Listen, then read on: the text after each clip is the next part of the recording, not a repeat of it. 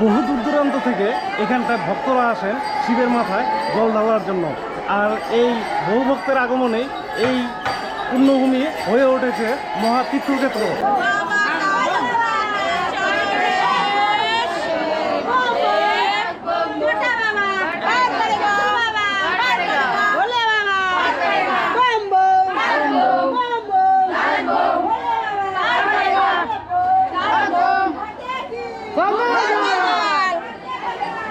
নমস্কার বন্ধুরা, আজকের পর্বে আমি আপনাদের নিয়ে যেতে চলেছি গাজনের মেলা। সঙ্গে আমি ছোটকা, আর আপনারা দেখছেন আপনাদের সবচেয়ে প্রিয় চ্যানেল ট্রাভেলার ছোটকা। তো চলুন ভিডিওটি শুরু করে যাক। স্টেশন থেকে তারকেশ্বর মন্দিরে আসার পথে এরকম কিন্তু নেতাজি সুভাষচন্দ্র বসুর একটি তোরণ দেখতে পাবেন, আর তার মধ্যে দিয়েই সোজা গেলে পরেই আপনি পৌঁছে যাবেন তারকেশ্বর মন্দিরে।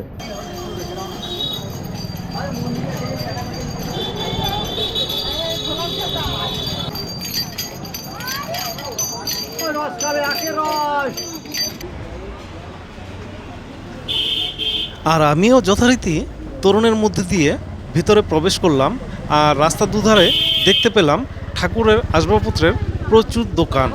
তো দেখে মনে হলো যে হ্যাঁ, এটি তারকেশ্বর মন্দিরের যাবার রাস্তা।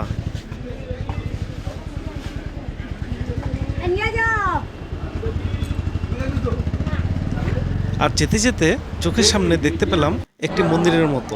ভাবলাম হয়তো এটি বা মন্দির হবে হয়তো, কিন্তু পরে জানতে পারলাম যে না, এক সময়ের এটি ছিল রাজবাড়ি, বর্তমানে যা লক্ষ্মীনারায়ণ মন্দির নামে পরিচিত।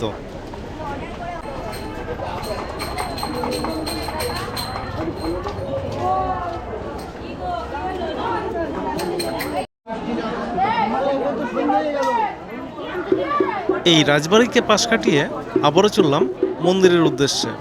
যাওয়ার পথে রাস্তার পাশে শুনতে পেলাম দোতারার আওয়াজ, দেখতে পেলাম ঠাকুরের ভোগের দোকান, দেখতে পেলাম ঠাকুরের আসবাবপত্রের প্রচুর দোকানপাট। আর তাই দেখে দেখে আমিও এগোতে চললাম মন্দিরের উদ্দেশ্যে।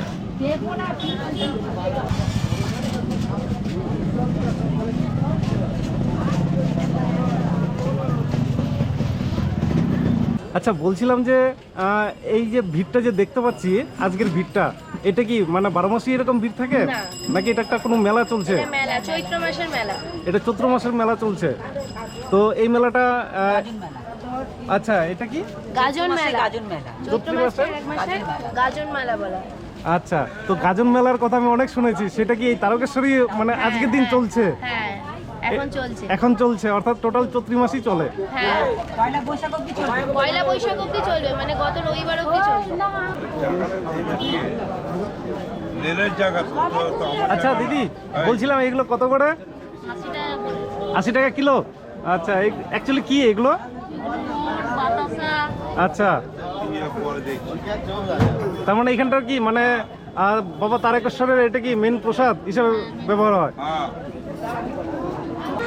এখানটায় এসে কিন্তু আমি একজন আমার ঠিক সাবস্ক্রাইবার বলবো না, এই সবে মাত্র কিন্তু একজন আমাকে সাবস্ক্রাইব করলো।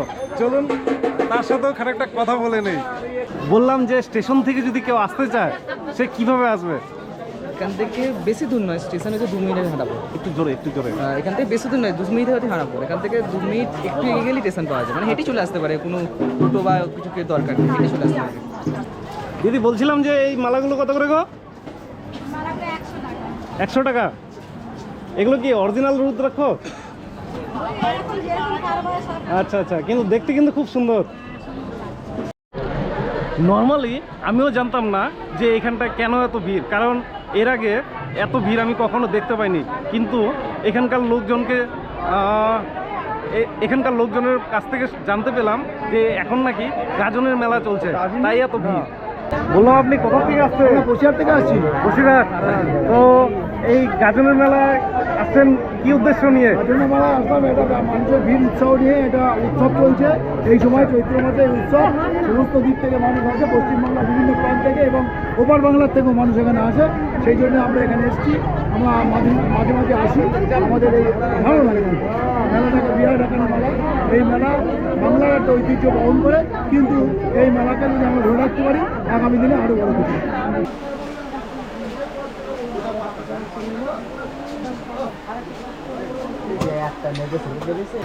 তারকেশ্বর মানেই আচার, আর এখানটা এলেই কিন্তু আচারের গন্ধ কিন্তু আপনার নাকে অবশ্যই আসবে।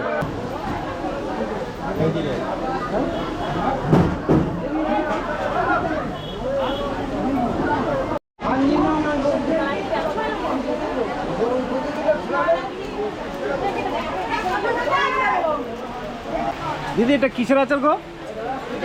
হ্যাঁ, আম কাসুন্ডি। আচ্ছা, তা আপনাদের কি এটা পার্মানেন্ট দোকান নাকি এই গাজন মেলা উপলক্ষে দোকান দিয়েছেন? এটা পার্মানেন্ট।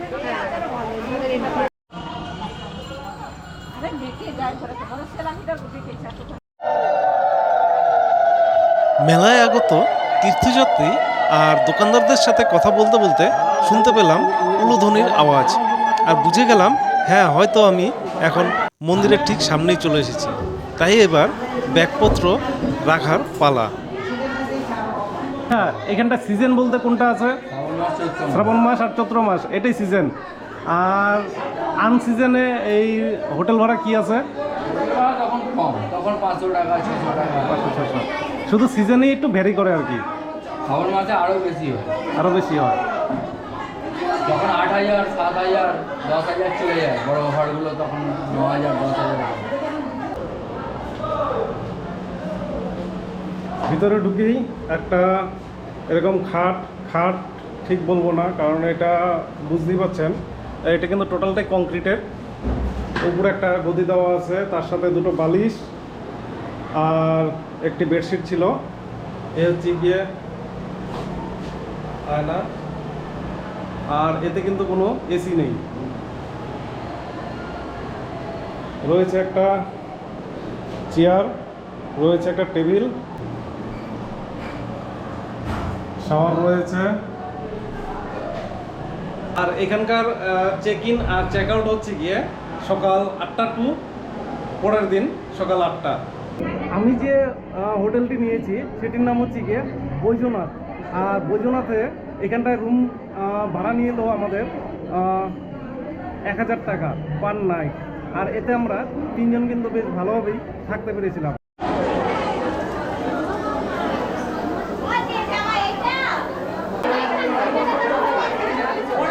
হোটেল মালিকের মুখ থেকে শুনতে পেলাম এই মন্দিরের দরজা সকাল 5:30টায় খুলে যায় আর বন্ধ হয়ে যায় দুপুর 2:30টায়। তাই আমরাও চান করার উদ্দেশ্যে এবার যাত্রা শুরু করলাম দুধপুকুরের দিকে।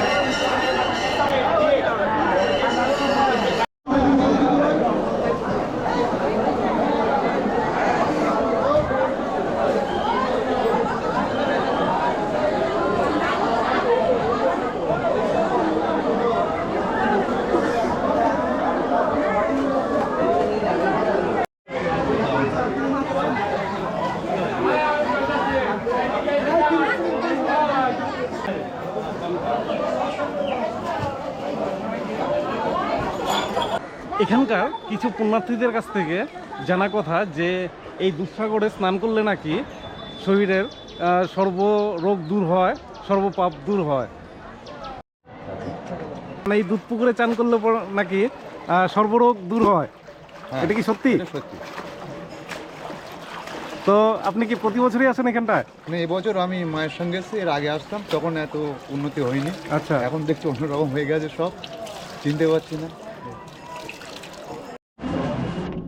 চান পর্ব সেরে এখন আমাদের পুজো দেওয়ার পালা।